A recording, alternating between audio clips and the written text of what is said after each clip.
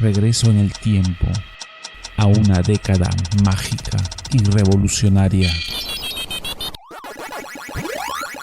Yo viví en los 80s.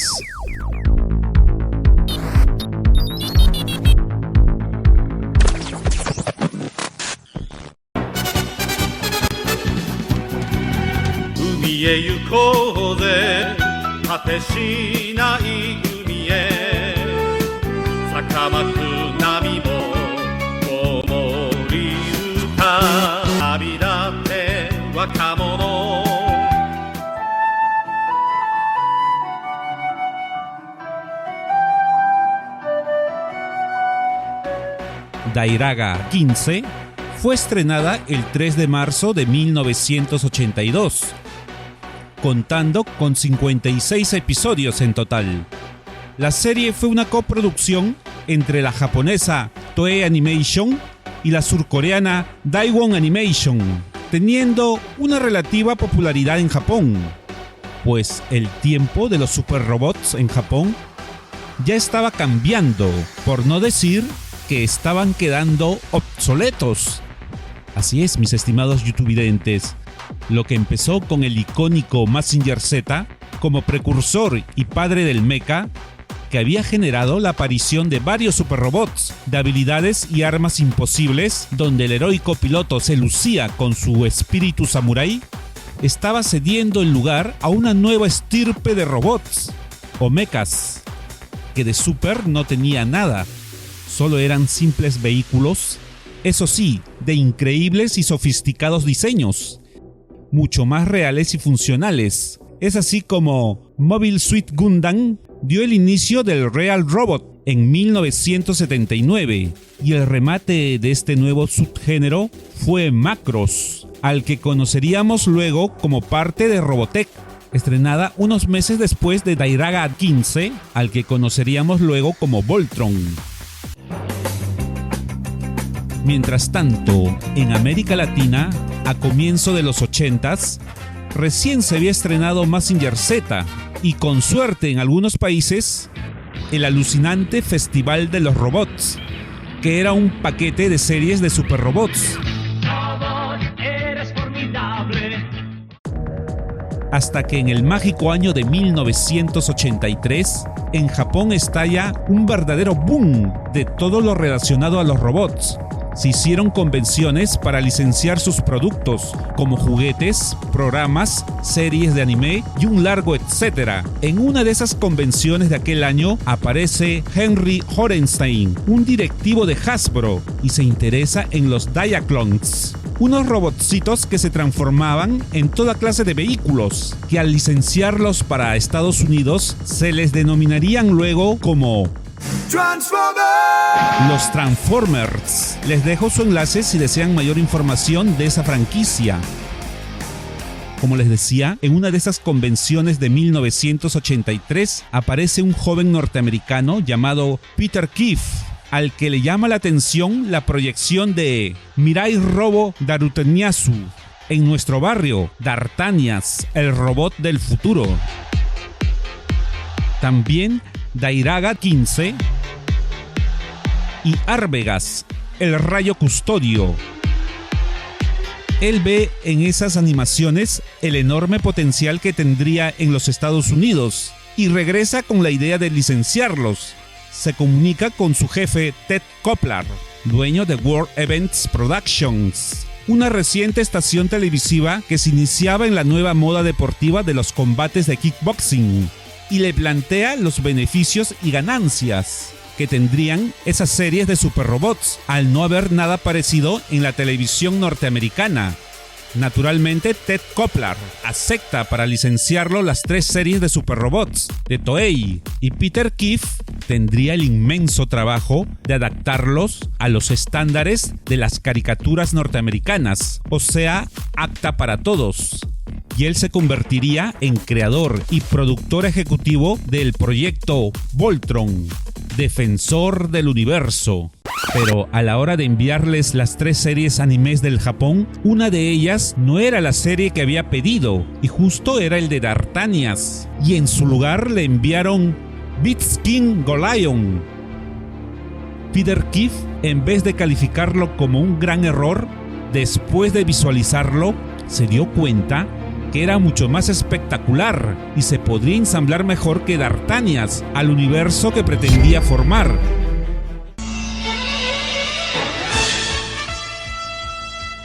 Y es así que el 10 de septiembre de 1984 se estrena Voltron, cuya primera temporada realmente fue la de Golion. Eso sí, previamente editada, convirtiéndose en un éxito de inmediato en la televisión abierta de los Estados Unidos. Les dejo el enlace de su super informe que le hice a este Voltron, el Voltron de los Leones. De una época inmemorable, de regiones misteriosas del universo, nos llega una leyenda. La leyenda de Voltron, defensor del universo, del poderoso robot, amado por los justos. Luego se estrenó su segunda temporada, el Voltron de los vehículos, que realmente fue Dairaga 15, el 14 de diciembre de 1984. Historia. En la Tierra se formó la Alianza Galáctica, una sociedad de varios planetas pacíficos de diferentes sistemas solares, que buscan nuevos mundos prometedores para habitarlos. Esa búsqueda está encabezada por la nave exploradora, así se llama la más vanguardista nave espacial de la Alianza Galáctica. Y en su interior también viaja la Fuerza Voltron, integrada por 15 pilotos con sus respectivos vehículos, distribuidos en 3 grupos, de 5 vehículos por grupo: mar, aire y tierra. Estos vehículos exploran al futuro planeta y cada equipo de 5 vehículos puede ensamblar a un supervehículo como si fuera una sola unidad. Pero esta fuerza exploradora tendrá que enfrentarse contra el Imperio Drull, una raza alienígena guerrera que controla varios sistemas estelares y ven como amenaza a la Alianza Galáctica. Y cada vez que se encuentren, los Drull los atacará con sus numerosos cruceros de combate y sus robobestias. Es aquí donde la Fuerza Voltron aparece y sus 15 vehículos pueden ensamblar a un gigantesco robot llamado Voltron, que rápidamente despachará a punta de sablazos a la robobestia de turno.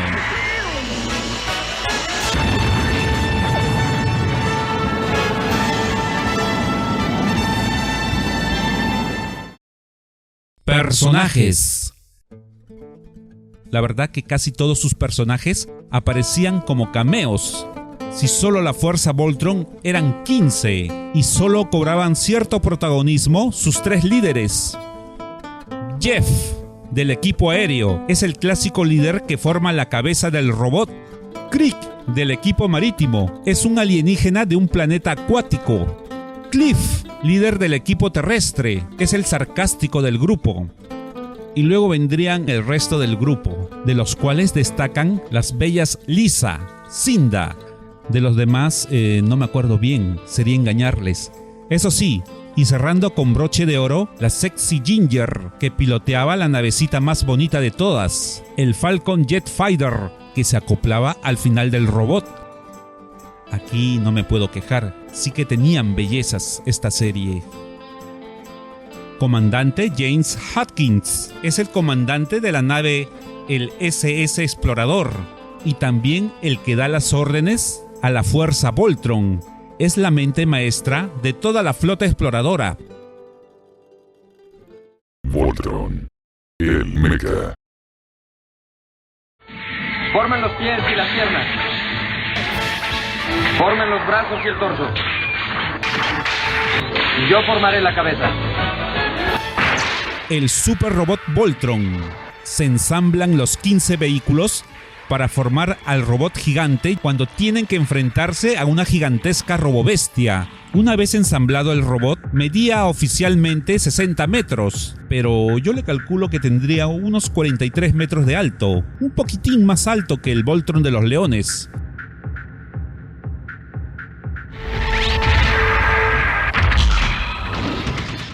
Tranquilamente podía combatir como un peleador contra sus rivales, pero no perdía la oportunidad de usar sus armas, como descarga de rayos de sus ojos y brazos,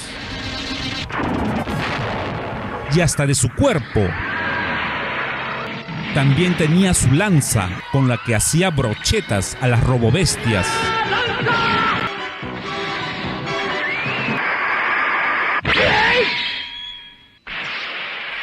Sus cortadores giratorios, que los sacaba de sus hombros, con las que rebanaba a sus rivales. Y con esos mismos discos de energía, era el preludio para la secuencia que todos esperábamos, donde los juntaba y formaba de manera espectacular su espada deslumbrante, y de un solo tajo, o de un par de tajos, fileteaba a la robobestia del capítulo.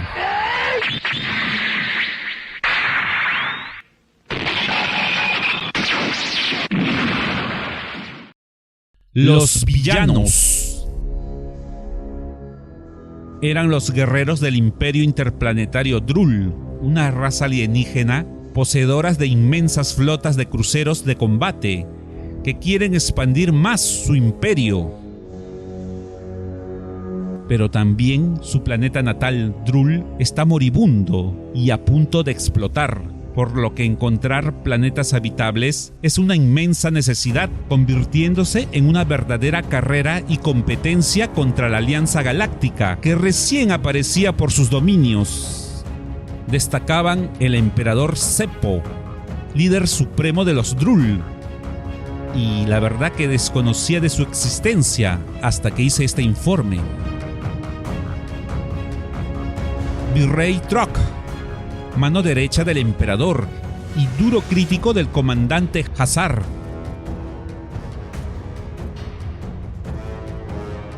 Comandante Hazzar es el comandante de las fuerzas Drul, que finalmente quiere la paz con la Alianza Galáctica, y es el que más aparece en la serie, dando órdenes a sus generales, que aparecían en cada capítulo.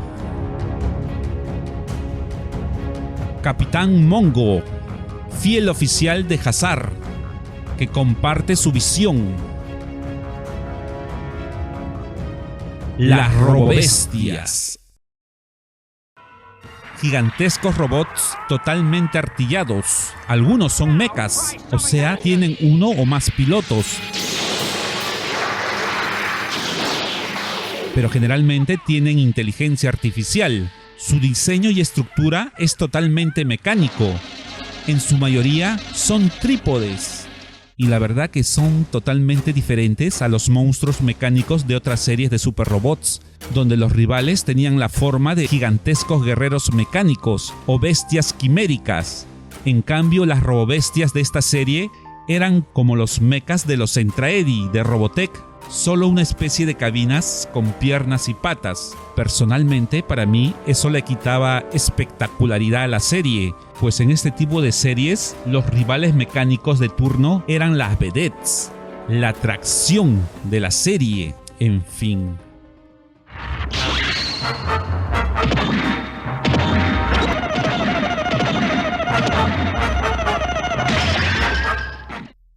Curiosidades.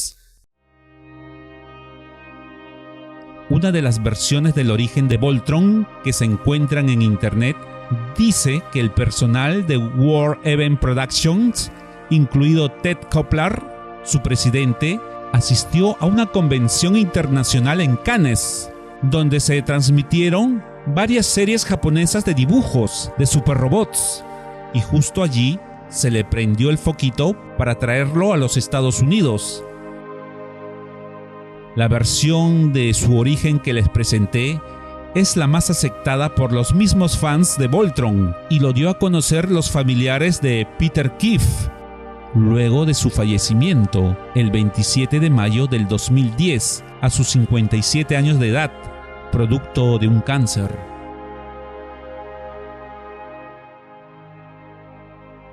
Lastimosamente, el Voltron de los vehículos no tuvo la misma popularidad que el Voltron de los leones, que fue el dibujo animado que arrasó en la audiencia de la televisión abierta de los Estados Unidos, lo que ocasionó que Arvegas, al que se pretendía incorporar al universo de Voltron como la tercera parte de su serie, sea descartada, pues para ellos sería un inmenso gasto de recursos en su adaptación a la televisión norteamericana.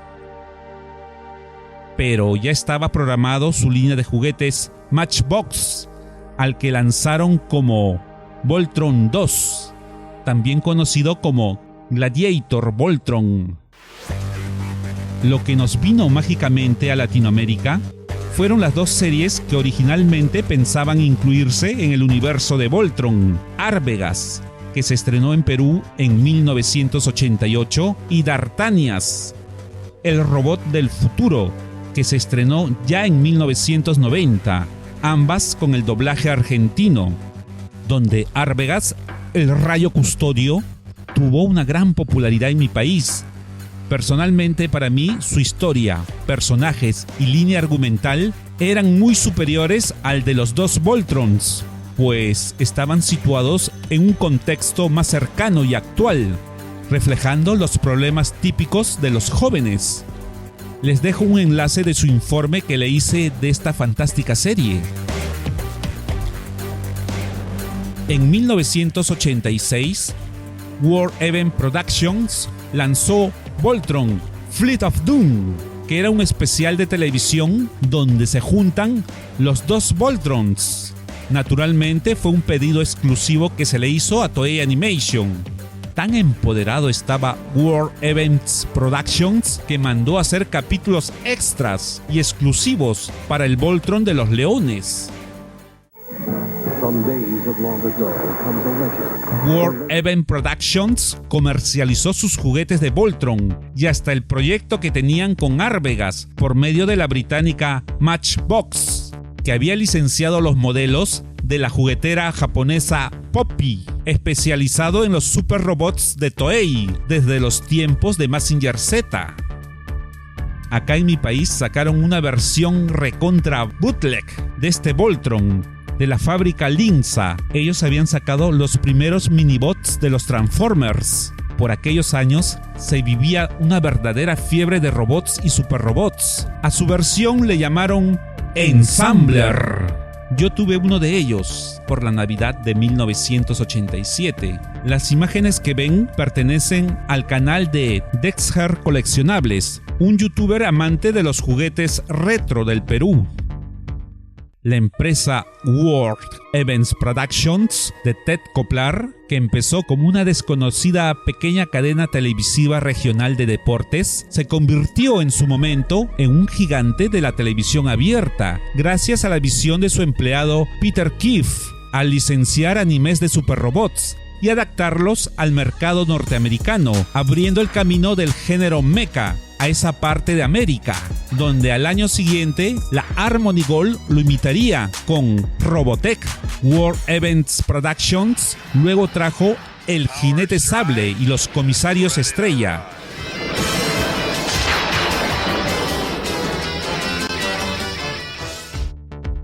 Actualmente esta empresa vive gracias a las licencias y regalías de Voltron y su universo. Si desean volver a ver esta serie ahora, todos sus capítulos se lo encuentran en YouTube, pero en inglés. Lamentablemente el doblaje original que tuvimos en los 80s parece que ha desaparecido de internet. Solo encontré sus 2 primeros capítulos.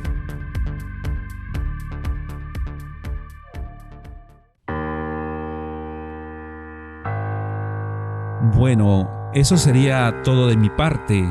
Tengo que dar un agradecimiento especial al señor Semo PR. Muchísimas gracias por su muestra de cariño hacia mi canal. Y a ustedes también, mis estimados youtuvidentes. Muchas gracias por ver el video. y regálenme su valioso like. Naturalmente, si les ha gustado lo que vieron. Compartan el video a más nostálgico de los 80s y comenten si tuvieron la suerte de ver los dos Voltrons y cuál era su preferido. El mío era el de los leones, por sus monstruosas robobestias, salidas de pesadillas. Suscríbanse a mi canal y visiten su contenido, donde sus videos desbloquearán recuerdos olvidados y se reactivarán emociones pasadas. Y eso lo sé porque, así como muchos de ustedes, y yo viví en los 80s.